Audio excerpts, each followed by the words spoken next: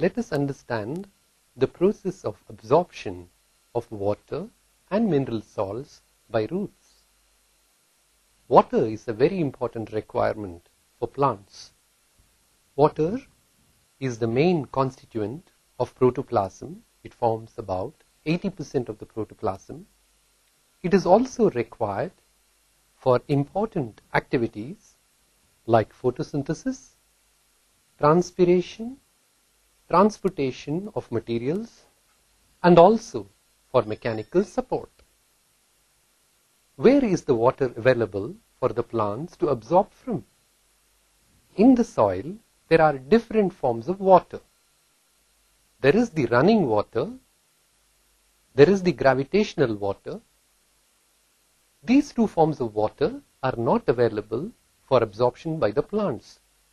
The roots cannot absorb these two forms of water. There is another kind of water called capillary water, which is thin forms of water that stand between soil particles. This water can be absorbed by the fine root hairs. How are the plants able to absorb this capillary water? There are different processes that help in the movement of water. Along with the water, mineral salts also enter the plant body.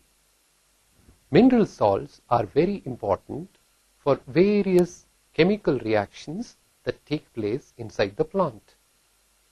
They are also required for building up of cellular organelles.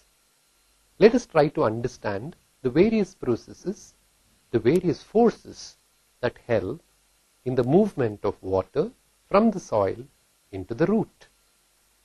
There is a process called imbibition, which means that surfaces are capable of directly absorbing water, but these surfaces need not be living cells.